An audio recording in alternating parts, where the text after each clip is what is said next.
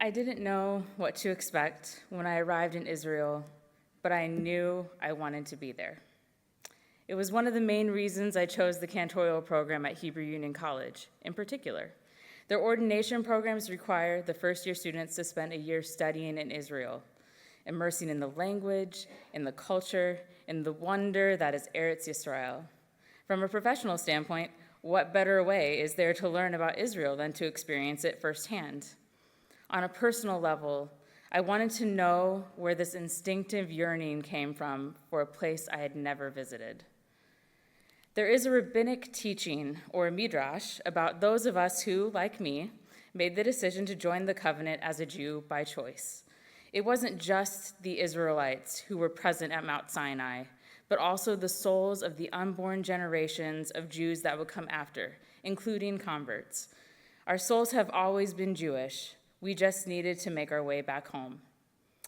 This midrash resonates in my soul, in the kinship I have felt on this journey with people I have just met, the rightness and comfort I have felt in so many Jewish spaces, and the yearning to see a place that I never learned about growing up.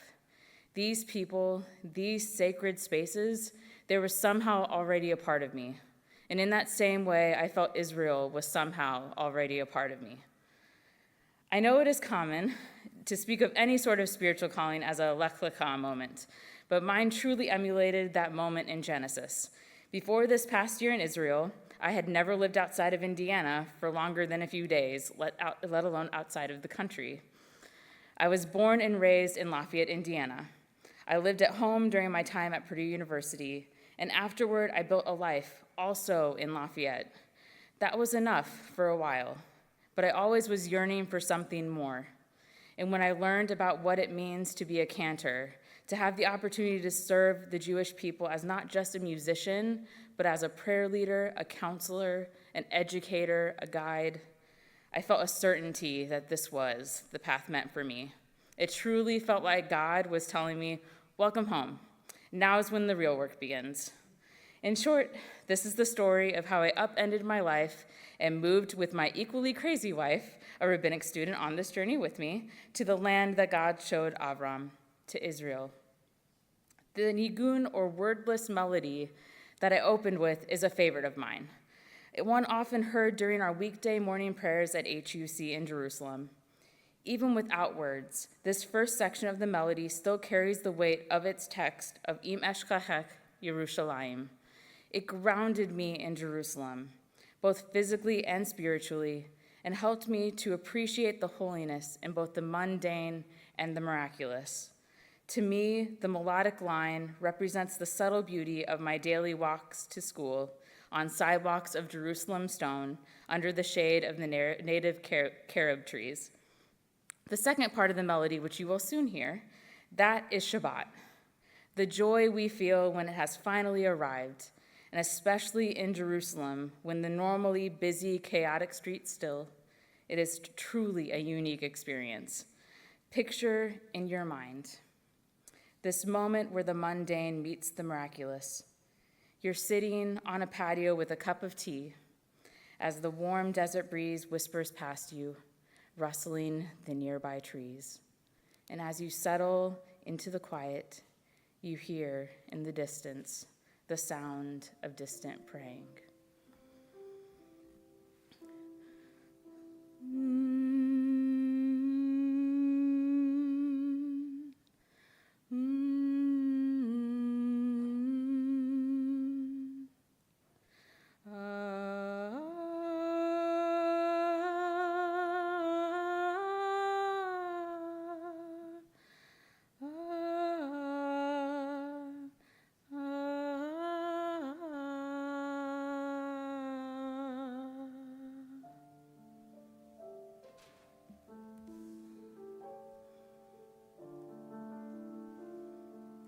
אם אשכחך ירושלים, תשכח ימיני, תדבק לשוני לחי, כי אם לא אזכרכי, אם יעלה את ירושלים על ראש שמחתי,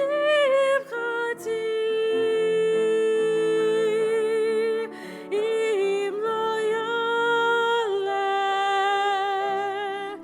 את ירושלים על ראש שמחתי.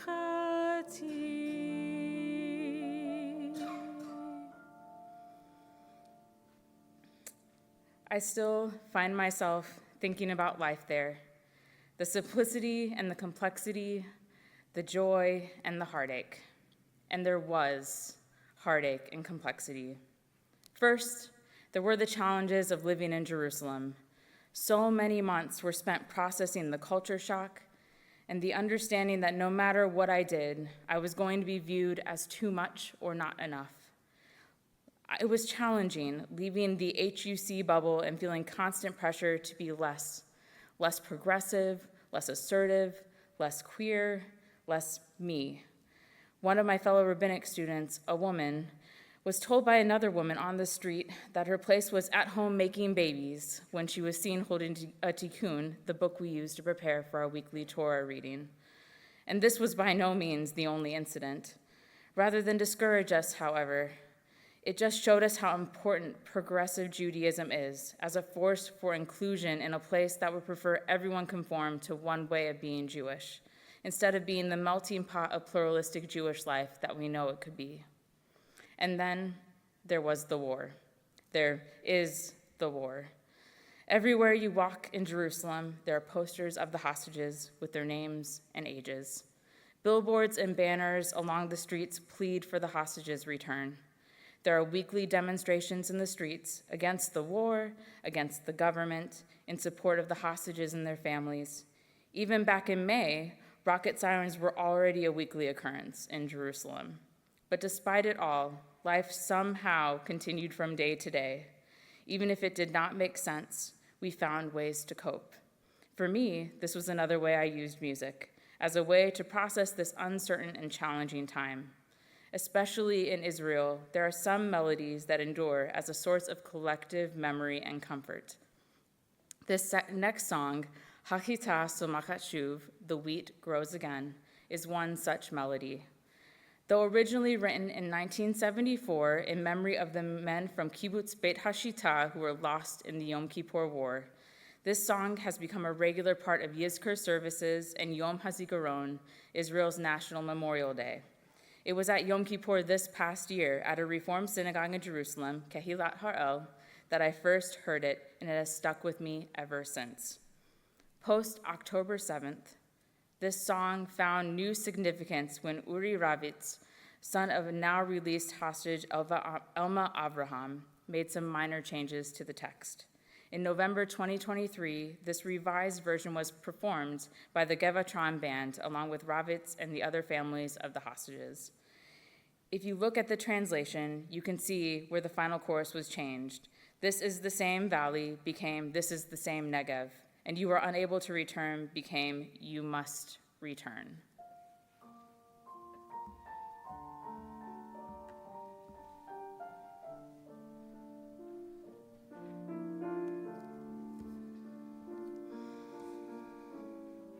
שדות שבוכים הרחק מאופק ועצוב וחרובים וזית וגלבוע,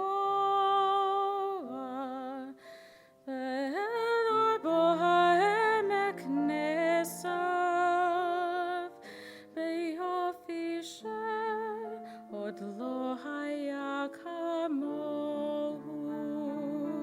זה לא אותו העמק, זה לא אותו הבית, אתם אינכם ולא תוכלו לשוב. השבילים הסתרה ובשמיים היית, אך החיטה צומחת שוב. השבילים הסתרה ובשמיים היית, אך החיטה צומחת שוב. מן העפר היריות עולות, ועל הדשא ילד וכלבו. מואר החדר ויורדים לילות, על מה שבו ומה שבליבו. זה לא אותו העמק, זה לא אותו הבית, אתם אינכם ולא תוכלו לשוב. השבילים הסתרה ובשמיים היית, אך החיטה צומחת שוב. השבילים הסתרה ובשמיים היית, אך החיטה צומחת שוב.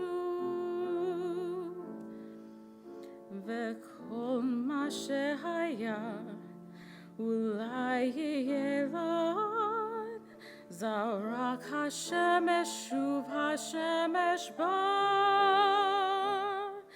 עוד השירים שרים אך איך יוגד כל המרחוב וכל האהבה.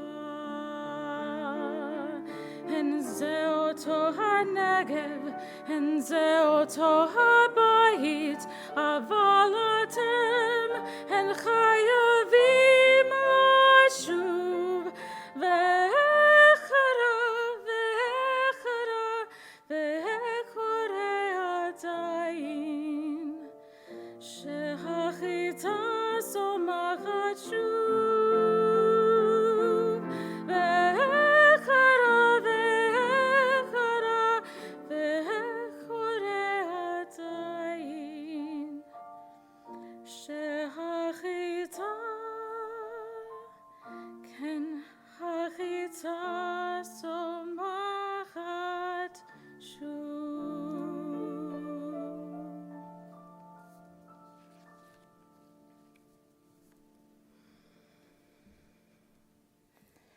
My year in Israel, though it had its challenges, also was filled with moments of joy that I will hold on to for the rest of my life.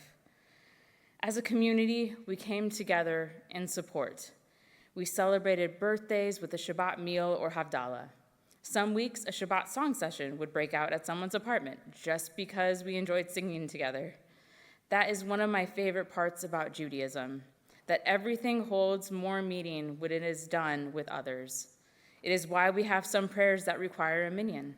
It is why the Talmud extols the virtue of learning in pairs rather than studying our religious texts alone. We are stronger together than we can ever be apart. We are passionate and resilient, and we continue to move forward. We continue to find those moments of light and joy and holiness, and we do our part to make those moments for ourselves and for others. For all these things, al kol ele, for all these memories I hold from my time in Israel, both the sweet and bitter.